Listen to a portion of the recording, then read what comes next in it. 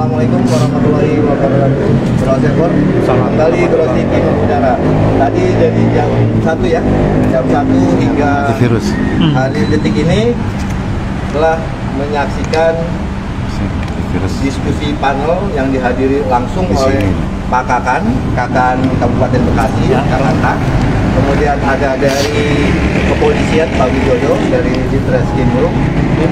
Kemudian ada dari BPN, advokat Pak Yoni, dan dari perwakilan notaris Bang Yirman. Dua TV, dua cowok ganteng. Kerjaannya tukang ngegas, gaspol, naik motor, bukan ngegasin orang dulu, bukan orang arah. Gaspol, ya kan, teman saya udah lama nggak ngegas nih, gue mulu. Besok ngegas, besok. Sebelah kiri Bros TV ada Bang Edlon SANKN yang tadi sebagai moderator dan didampingi oleh Bang Zaldi Hakim, Ketua Panitia Pelaksana. Bang, dan Ketua Panitia dulu deh sebelum ke ini pasti banyak permasalahan. Iya. Ketua, kenapa yang diangkat itu mengenai konflik pertanahan dan perlindungan anggota? Sebelum gue cerita kenapa yang diangkat konflik itu, sebenarnya konflik itu udah dimulai dari moderator. Jadi dari dulu beliau ini udah diminta jadi moderator karena beliau ini paling kritis mengenai hukum, permasalahan hukum, penanganan hukum terhadap masalah notaris, ya kan? Tapi beliau nggak mau. Akhirnya kemarin tak minta, bro, lo jadi moderator ya. Buat acara kapan? Tanggal 5. Wah, gue nggak bisa. Gue tanggal 5, tanggal 6 ada urusan gue. Golep katanya. Wah gitu, kalau setelah tanggal itu bisa gua. Oh gitu. Pas dong ketemu sama ketua Pengda kan, Bu Tisa kan. Terus tak tanya sama dia, Tis, acara tanggal berapa? Tanggal 7. Kaget lah doi, udah nggak bisa ngelak kan. Terjebak. Kejebak dia. Memang harus begitu. Nah, begitu cara untuk menyelesaikan. Kadang-kadang kita nggak perlu sampai pada titik poin masalahnya apa. Kita muter dulu di belakang. Ada benang kusut di belakang pasti dalam permasalahan, baru kita masuk ke dalam titiknya.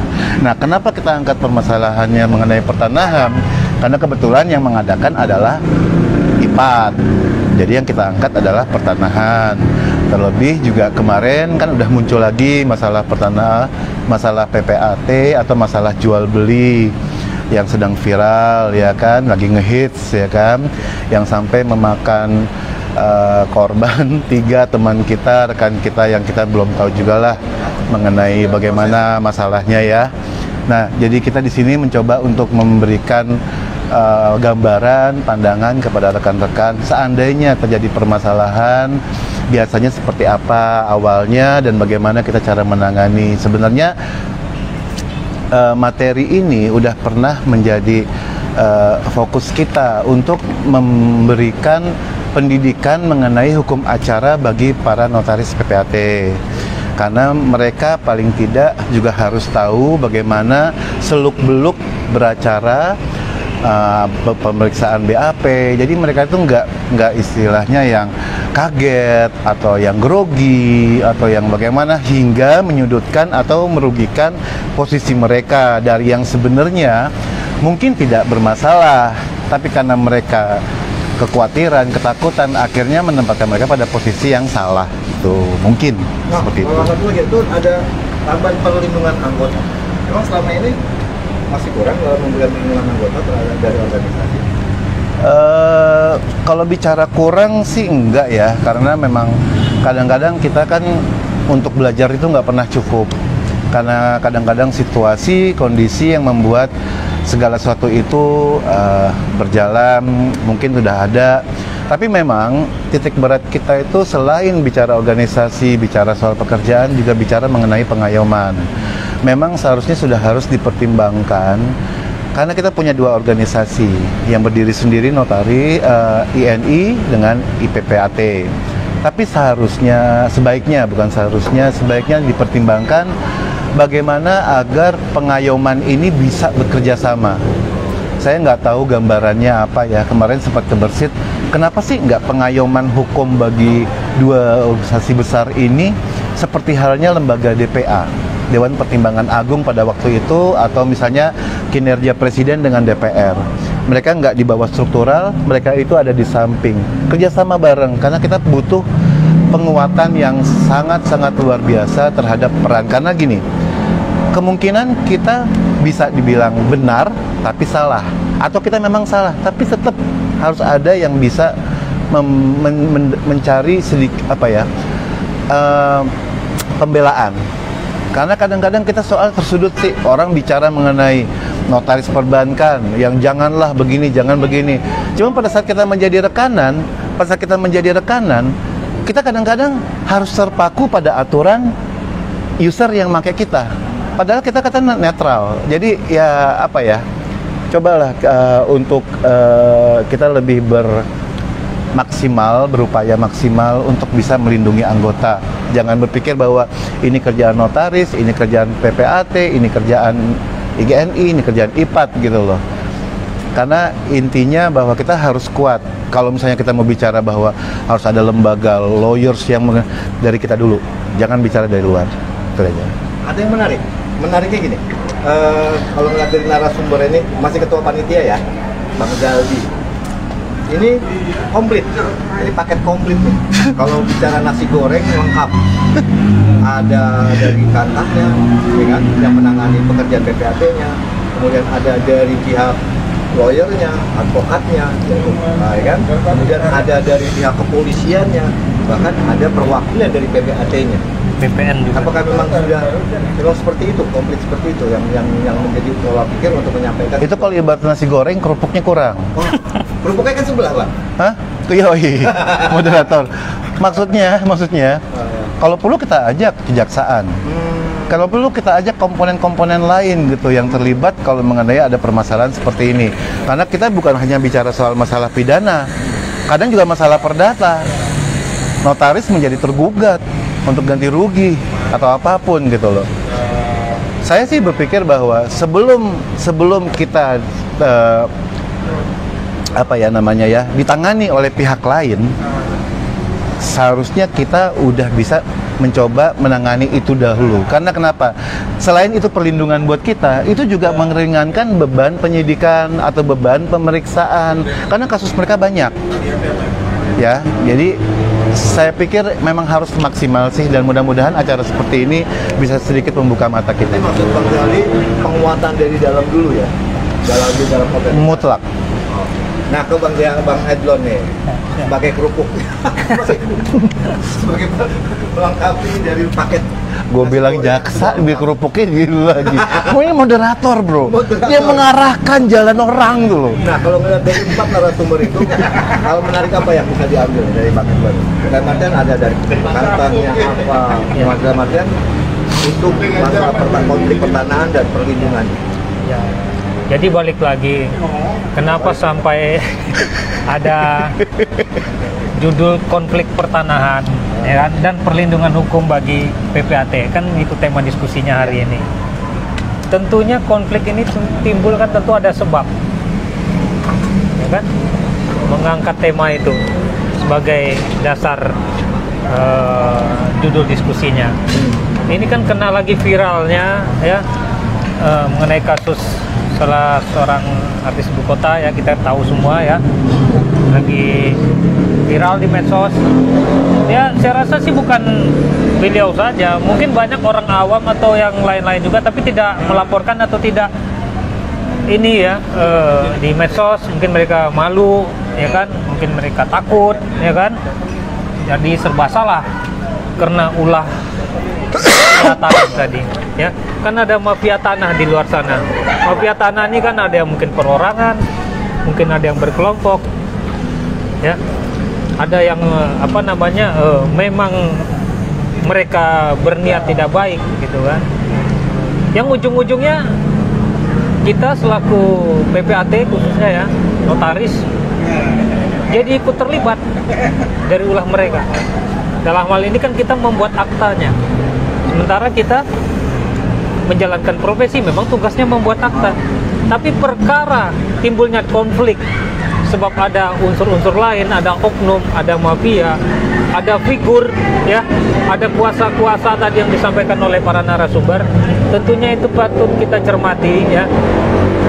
Kemudian dari narasumber kita mengundang dari BPN beliau berpesan ya, Pak Kakan dalam hal ini Kepala Kantor Pertahanan Kabupaten Bekasi harus hati-hati ya apabila hendak melakukan transaksi jual beli atau mengalihkan hak.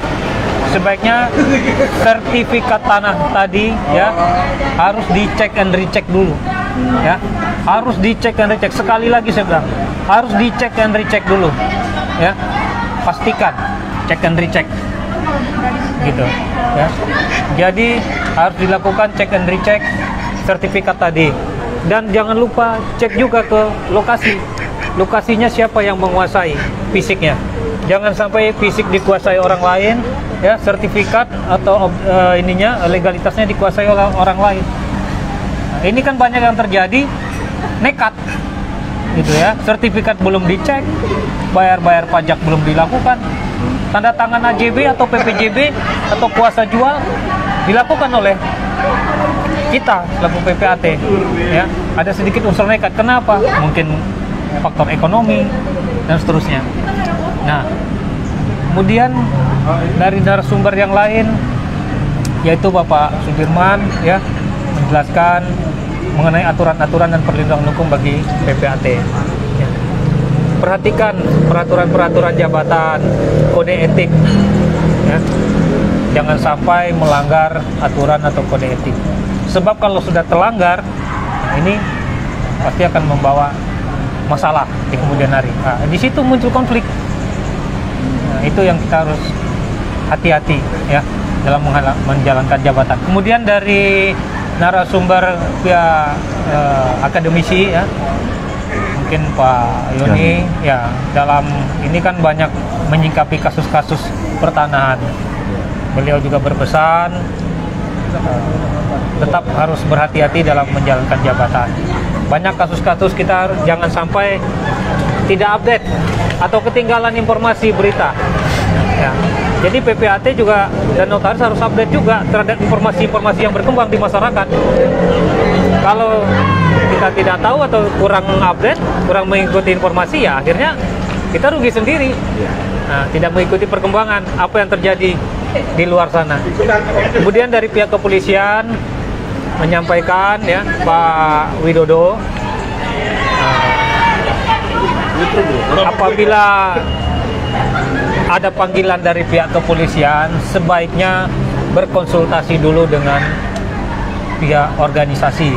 Jangan ujuk-ujuk datang ke kepolisian karena dapat panggil, tidak tahu menau, tahu-tahu pertama-tama dipanggil jadi saksi, tahu-tahu naik jadi tersangka, ya kan? Apalagi sampai salah-salah menjawab, ya tidak berkonsultasi, bisa ditahan. Ya kan menarik lah. Ya. Nah, ini dua-duanya bisa menjawab, bisa bergantian ya. Penguatan terhadap organisasi terhadap hal tersebut. Arti hal ini kan, dalam artian permasalahan ini bisa datang dari klien. Tapi maaf, kalau berkembangnya kasus belakangan ini kan ada istilah oknum. Oknum itu kan masuk di dalam situ. Makanya kenapa ini jadi heboh? Karena korban itu mengeneralisir, kan gitu. Makanya muncul tanggapan-tanggapan. Nah, bagaimana sikap organisasi dalam artian menanggapi permasalahan ini, konflik-konflik yang muncul di pertanahan, baik itu yang dilakukan oleh klien atau para pihak maupun oleh tanda petik maaf, tidak semua organisasi anggotanya baik. Jurnalis juga nggak ada semuanya baik, pasti ada yang baik dan buruk, bad and good. Seperti tanggapannya gimana? Organisasi harus bersikapnya seperti apa? Duluan. Ya, kalau dari saya, organisasi kan tetap harus kita kuatkan, ya. Jangan sampai tidak ada organisasi. Ya. Karena organisasi juga ada di undang-undang, ya, Ikatan Pejabat Pembuat Tata Tanah, ada di peraturan juga, peraturan menteri atau di peraturan pemerintah mengenai profesi dan jabatan selaku PPAT. Jadi organisasi ini harus dikuatkan. Ya, anggotanya juga harus membantu menguatkan. Jangan merusak organisasi. Ya. Sebab kalau tidak ada yang mengurus organisasi ini ke depan, bagaimana nasib anggota? Ya, jadi harus ada ketua atau pengurus yang solider, kompeten, mengayomi anggotanya, menerima masukan atau kritikan untuk kemajuan organisasi dalam melakukan pekerjaan selaku PPAT. Saya rasa itu saja dari saya. Banyak nih. Ya, Kalau misalnya udah bicara peran organisasi, apabila sudah maksimal, mungkin maksudnya ada tindakan tegas. Jadi sebelum bicara tindakan tegas mengenai sanksi, harus bisa tegas dulu untuk melindungi, perlindungan dulu. Seandainya ada anggota bermasalah, tarik dulu dia ke dalam, selesaikan dulu secara internal. Ya. Dalam hitung-hitungan maksudnya setiap orang di organisasi punya pengalaman, punya pengetahuan yang sama. Jadi mereka bisa menilai rekannya bagaimana, kadar kebenaran, kadar kesalahannya sebelum itu sampai kepada mungkin penyidikan, pemeriksaan atau apapun. Nah, kalau memang itu sudah terbukti, karena yang bukan membuktikan itu bukan organisasi. Organisasi hanya mencoba untuk melindungi. Kalau pada akhirnya sudah selesai di putusan, dan organisasi nggak bisa memecat juga, dia hanya bisa merekomendasikan. Apakah dia misalnya untuk memberikan peringatan, men-skors, atau mungkin memecat, itu hanya rekomendasi dari organisasi. Nggak pernah bisa organisasi itu memecat. Memecat sebagai anggota mungkin, tapi sebagai pejabat tidak bisa. Nah, betul. Jadi yang paling tepat adalah rangkul rekan-rekan yang bermasalah, bantu selesaikan, bantu kepolisian atau bantu pengadilan, ya kan? Ya semaksimal mungkin. Dan kalau misalnya terbukti itu bagaimana endingnya, ya organisasi juga bisa tegas untuk misal kalau udah rekan terpidana bukan lagi tersangka, ya kita tinggal keluar rekomendasi karena kan udah ada aturannya. Kalau misalnya pejabat itu menjalani pidana, berarti dia kan juga harus lepas jabatan. Jadi istilahnya nggak usah dibawa pusing bahwa organisasi ini keras atau misalnya pongah, nggak, semuanya ada kok, udah ada. Tinggal bagaimana organisasi bisa mengayom, itu aja, memainkan perannya dengan baik. Ada yang menarik, berarti kan bicara organisasi, bicara pimpinan, ketua, dan maka yang membawahi kepengurusan di bawah, ya kan? Berjalannya roda organisasi kan tergantung dari ketua yang sebagai nahodanya. Dan kalau bicara organisasi juga, itu kan tidak akan terlepas dari stakeholder atau pihak luar yang eksternal, baik dari pihak tadi kan ada Pak Kanta, dari BPN, kepolisian, advokat atau pihak yang lain. Jadi